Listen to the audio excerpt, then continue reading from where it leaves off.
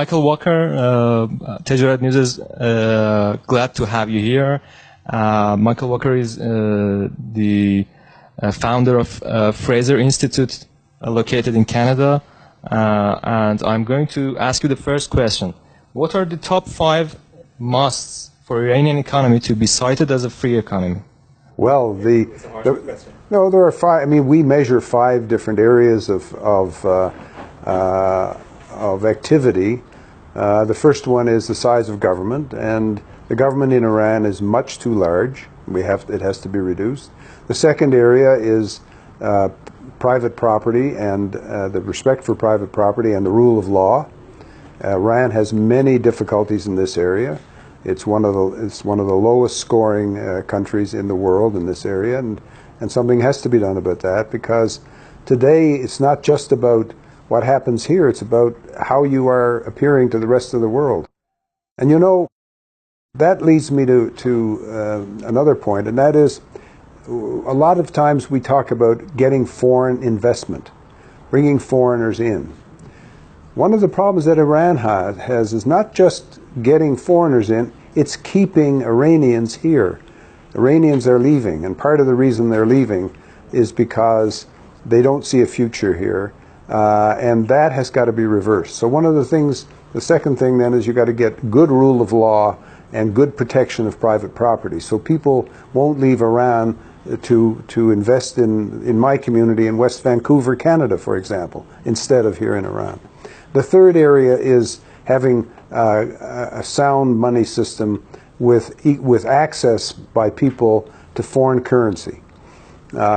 Iran has done some things with regard to people's holding of foreign currency, which I think anybody would say was very, very regrettable. To take people's foreign currency and give them another currency when they specifically wanted to hold a foreign currency because they wanted to protect themselves against the uncertainties of their own government and against inflation. That is a very important one to get right. And you're not going to have any credibility by Iranians or by the rest of the world until you get your currency in hand. The fourth area, and this is equally important, is ensuring that Iranians have got freedom to trade with other people. Much has been talked about the sanctions. The sanctions are foreign governments saying you may not trade with Iranians. But the Iranian government has all kinds of tariffs, all kinds of walls that it puts up. And so it's kind of a situation where foreign governments have done mean things to you, so you're going to do mean things to yourself to get it back. And it's not right to do that. It's obviously silly for Iran to put up barriers to trade from the inside while people are putting up barriers to trade on the outside. So you should eliminate to the degree you can the barriers that are stopping Iranians from trading freely with the rest of the world. In other words, you have to reduce your internal sanctions against trade. I mean, right now you've got the sanctions, the external sanctions out, and now you can see there's still these other sanctions left, and they're your own sanctions. So you're going to get rid of those sanctions. And the final area is regulation of labor, regulation of capital markets, and regulation of general business. And here also, here as a matter of fact, Iran has made some gains, particularly in the regulation of business. You've made greater clarity in your regulations. You've given people better access to permits and things of that kind. That's a very good step in the right direction. But you still have terrible labor laws. You have laws which make it very hard very unattractive for people to hire, for businesses to hire people because they can't fire them. You mean, for example, the minimum wages? No, the conditions of how, under what condition may you release an employee once you hire them, and these along with the other regulations of the labor market are create really an inhospitable environment for the relationship between business and labor. And then, of course, there's your financial regulation, the regulations with regard to the banking system. You have another big problem in the banking system, the ownership of banks by the government. This is, this is something most countries in the world have gotten rid of. It's an old thing, an old policy that really has been very, very damaging, and you should get rid of it. So those are the 5 areas that Iran has got to contend with. And then there's another kind of issue, and that is, what is the appropriate role of government in the Iranian economy? Government is a big item in Iran. And so I think it would be good for the Iranian people to have a discussion and debate about what role should government play? What are the things that only government can do? That's the things that government should do, because otherwise they should be done privately. They should be done by people interacting freely. So I guess if, in addition to the 5 areas I've already talked about, I would have a good discussion about what are the things that government should be involved in, and I would make in that area a distinction between the things that the government may want to pay for, or the people may want the government to pay for, such as education, primary and secondary education. That doesn't mean that the government needs to produce those services. There's a lot of evidence around the world that suggests that private providers of elementary and secondary school do a much better job. Parents are much more likely to be involved in the process, and the educational outcome is likely to be much better. And in general, I would have a good look in Iran and say, okay, where's the money being spent? What is government doing with our money? Because after all, it is Iranians' money. It's not the government's money. It isn't the central bank's money. It is the money belonging to Iranians.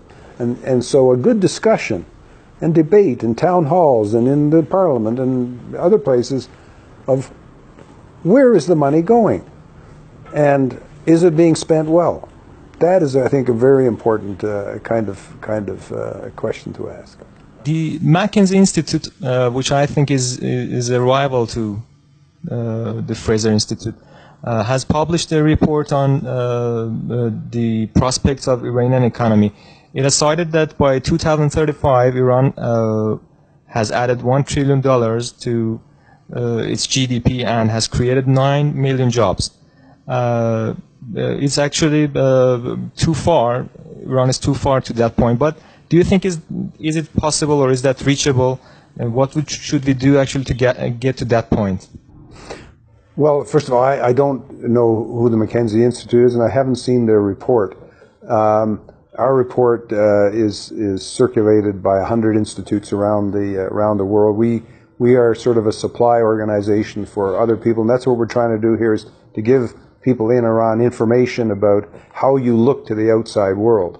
Now, when it comes to saying what Iran should do, it's Iranians, not some institute, that needs to determine that.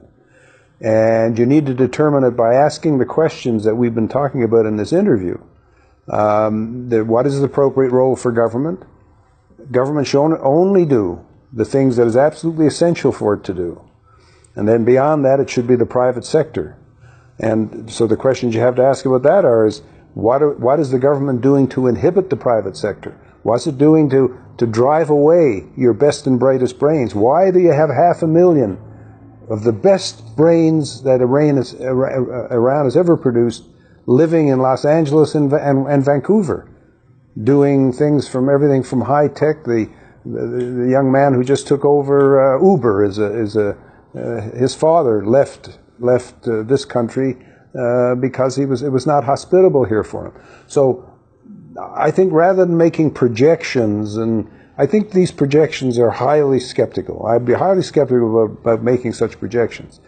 The most you can do is make sure that the conditions here for bright young people to make the best possible living that they can, if you attend to that, you keep the population from flowing out. I showed a chart at my presentation, and it showed that Iran is in the process of being hollowed out.